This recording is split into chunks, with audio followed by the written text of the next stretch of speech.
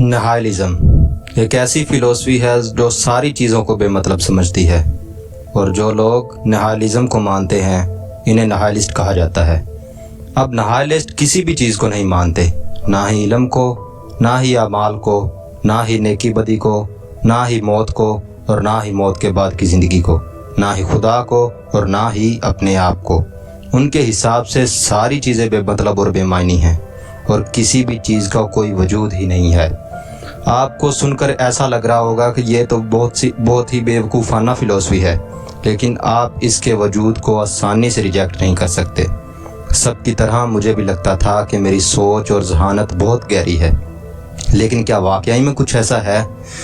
Video शुरू करने से पहले एक वार्निंग, यह वीडियो अनबेस्ड डिफाइंड न्यूट्रल नहीं है। वीडियो का ज़्यादातर हिस्सा नेगेटिव ही है। मैं खुद चाहता था कि वीडियो पॉजिटिव और न्यूट्रल रहे, लेकिन मैं नहीं कर पाया। शायद इस वीडियो के बाद आप अपनी अच्छी खासी ज़िंदगी पर सवाल उठाना शुरू कर दें। तो चलिए शुरू से शुरू करते हैं। निहाइलिज़्म वर्ड का ओरिजिन एक लैटिन वर्ड से हुआ, निहाइल, जिसका मतलब होता है नथिंग, यानी कुछ भी नहीं। निहाइलिज़्म हमारी ज़िंदगी के फंडामेंटल एस्पिरेंट को पूरी तरीके से निकारता है, और इसी वजह से आप अपनी ही सोच पर सवाल उठाना शुरू कर देते हैं। अगर आपकी सोच और यकीन की बुनियाद कमज़ोर हुई तो निहाइलिज़्म उसे आसानी से तोड़ देगा। निहाइलिज़्म ये बताता है कि ज़िंदगी, मौत, इल्म, इन जैसों चीज़ों का कोई वजूद ही नहीं है। हम ये गलत फहमी पालते हैं ताकि हम अपने आप में बेवकूफ़ बने रह सके, और ये किसी हद तक ठीक भी है। पहले ये अपने आप से पूछें। वैसे निहाइलिज़्म को एक्सट्रीम पेसिमिज़्म और रेडिकल स्पेक्टिज़म से जोड़ा जाता है, जिसका मतलब होता है गहरी उदासी या हर चीज़ की बुनियाद पर शक। हालांकि इन तीनों चीज़ों में बहुत सारी सिमिलरिटीज़ को देखने को मिलती हैं, लेकिन ये तीनों चीज़ें अपने आप में अलग हैं। वैसे तो निहाइलिज़्म के बहुत सारे वजूद हैं, लेकिन आज हम सिर्फ 3 ही देखेंगे। सबसे पहला, एग्जिस्टेंशियल निहाइलिज़्म। आपको नाम से ही समझ में आ रहा होगा, इसके हिसाब से हमारी ज़िंदगी के पीछे कोई पर्पज़ या कोई मकसद नहीं है, और ना ही हमारे वजूद के होने के पीछे कोई ख़ास वजह है। हम अपनी ज़िंदगी का मीनिंग खुद बनाते हैं ताकि हमें महसूस हो कि हम ज़िंदा हैं। सच कहूँ तो कायनात को हमारी कोई परवाह नहीं है। डेविड ह्यूमे ने भी कहा था, कायनात के लिए एक इंसान और एक कीड़े की ज़िंदगी में कोई फ़र्क नहीं है, क्योंकि पूरी कायनात के कंपैरिजन में हमारे वजूद की कोई औकात ही नहीं है। चाहे हम अपने आप को कितना ही बड़ा बना लें, ज़िंदगी में कितने ही मकसद बना लें, लेकिन सच तो यही रहेगा कि हमारी ज़िंदगी का कोई मायने नहीं है। ये दुनिया कल भी चलती रही थी, ये दुनिया आगे भी चलती रहेगी, चाहे आप इसमें हों या ना हो। हमें अभी तक ना तो इस कायनात की वाइडनेस का पता है, और ना ही इसके मकसद का, ना ही शुरुआत का, और ना ही ख़ात्मे का। बस कुछ खोखले सबूत हैं जिन्हें हम चाटते रहते हैं, जिन्हें हम ही नहीं बनाया है, जिन्हें हम ही सच मानते हैं, और अपने वजूद के पीछे कोई ना कोई वजह ढूंढते रहते हैं। लेकिन असल बात तो ये है कि हम अपने आप को छोटा नहीं समझना चाहते। असलियत को भुलाकर हर चीज़ के पीछे कोई ना कोई वजह जोड़ देना चाहते हैं। लेकिन सच तो यही है कि हमारे वजूद के पीछे ना ही तो कोई वजह है, और ना ही कोई कीमत। निहाइलिज़्म की दूसरी किस्म है एपिस्टेमोलॉजिकल निहाइलिज़्म। आप इस निहाइलिज़्म में अपने ही इल्म पर सवाल उठाएंगे। इसके हिसाब से असल में इल्म का कोई वजूद ही नहीं है, और अगर इल्म का वजूद है भी तो इंसानी जहानत से बहुत ऊपर और परे है। एग्जाम्पल से समझाता हूँ। ग्रेविटी की डिस्कवरी न्यूटन ने की। आपके साथ साथ मैं भी ये मानता हूँ कि न्यूटन का फिज़िक्स में बहुत ही बड़ा रोल है। अगर ग्रेविटी की खोज ना हुई होती तो हम आज जहाँ हैं उससे कहीं ज़्यादा पीछे होते। इंसानी नस्ल पर इसका फ़र्क ज़रूर पड़ता, लेकिन क्या कायनात पर इसका फ़र्क पड़ता? बिल्कुल नहीं, क्योंकि ग्रेविटी तो सदियों से वहीं पर थी। हमने कुछ साल पहले ढूंढी। यह कायनात कितनी बड़ी है इसका हम अंदाज़ा तक नहीं लगा सकते। तो क्या लगता है आपको कि इस कायनात में ग्रेविटी से ज़्यादा बड़े और होलनाक राज मौजूद नहीं होंगे? अरबों साल पहले तैयार हुई ये कायनात, जिसे हम चंद सालों में सीखने की कोशिश कर रहे हैं, और इस चीज़ को हम इल्म कह रहे हैं, तो क्या यह खुद इल्म की ही बेइज्जती ना हुई?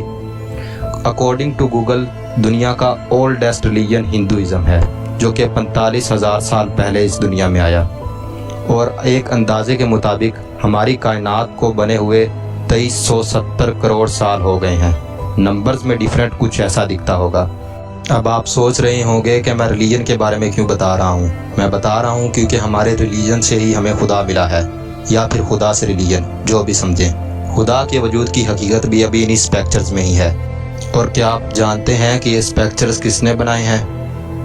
سمجھ رہے ہوں گے کہ میں کیا کہنا چاہ رہا ہوں. اسی طریقے سے نہائلزم ہمارے آج تک کے علم کو بڑی آسانی سے خارج کرتا ہے. ہم مانیں یا نہ مانیں، لیکن کائنات کے کمپیریزن میں ہمارا علم بے معنی ہے. نہائلزم کا تیسری قسم ہے مورل نہائلزم. مورالٹی بہت ہی بھاری اور پاک لفظ ہے جس پر ہمارا پورا معاشرہ ٹکا ہوا ہے. مورالٹی یعنی کہ اخلاقیات، یا آپ اسے ضمیر بھی کہہ سکتے ہیں. تو کیا ہے ضمیر؟ اچھے اور برے کی سمجھ.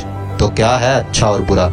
تو آپ کہیں گے بڑی ہی بیوقوفوں والی باتیں کر رہا ہے. میری بیوقوفی چھوڑیں، لیکن آپ یہ بتائیں کہ ہم اچھا کسے سمجھتے ہیں اور برا کسے سمجھتے ہیں. چلو ایک ایگزامپل سے سمجھتے ہیں. اے اور بی نام کے دو انسان ہیں جن کا بازار میں کسی وجہ سے کوئی جھگڑا ہو جاتا ہے. وجہ بہت ہی معمولی ہوتی ہے، لیکن اس کے باوجود اے بی کو گولی مار دیتا ہے. تو مورالٹی کے حساب سے غلط کون ہوا؟ آپ کہیں گے اے ٹھیک ہے اور بی غلط ہے. چلو ٹھیک ہے، ایک اور بار وہی سیم سچویشن. اے اور بی کا جھگڑا، اے بی کو گولی مار دیتا ہے، لیکن اس بار بی ایک سیریل کلر ہے اور یہ بات اے جانتا ہے. مورالٹی کے حساب سے صحیح کون ہوا؟ آپ کہیں گے ٹھیک ہے، بی غلط ہے. بی ایک سیریل کلر ہے، اس کا مرنا لازمی ہے. اے نے یہاں پر کچھ بھی غلط نہیں کیا، اے ٹھیک ہے. چلو ٹھیک ہے، ایک اور بار کرتے ہیں. اے بی کا جھگڑا ہوا، وہی سیم سچویشن. اے بی کو گولی مار دیتا ہے اور بی ایک سیریل کلر ہوتا ہے، لیکن اس بار بی کو گولی مارنے سے پہلے اے کو یہ بات پتہ نہیں ہے.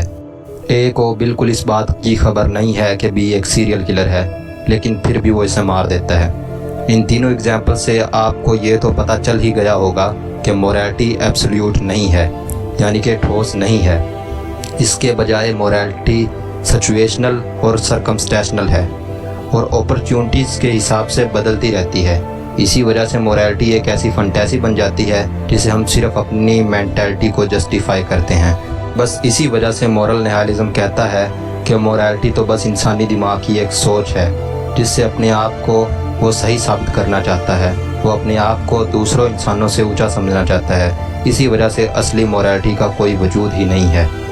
تو دوستو، اب تک یہ ویڈیو بہت زیادہ ڈارک اور نیگیٹو ہو چکی ہے، تو چلو تھوڑا سا اسے پوزیٹیو بناتے ہیں.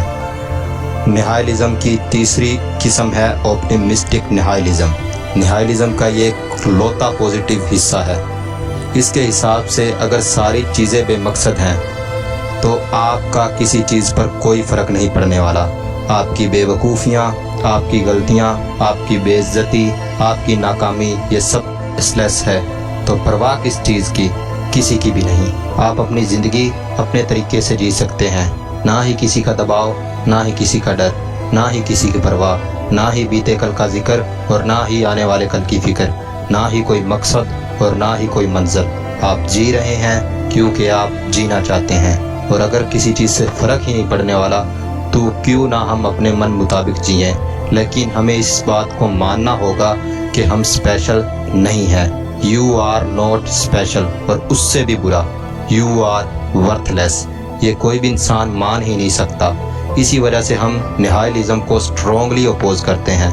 میں مانتا ہوں یا ماننا چاہتا ہوں کہ نہائلزم ایک بیس لیس فلسفی ہے. آپ کا اعمال، آپ کا دکھ درد، آپ کی خواہشات، آپ کی محبت، آپ کے رشتے، آپ کے خواب، آپ کی زندگی، یہ سب کچھ بے مقصد ہے.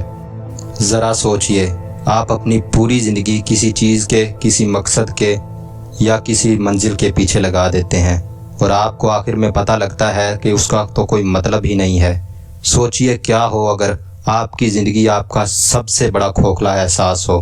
اسی لیے مت سوچئے، بیکاز اٹ از میننگ لیس. چاہے پھر وہ آپ کی سوچ ہو یا پھر آپ کی زندگی.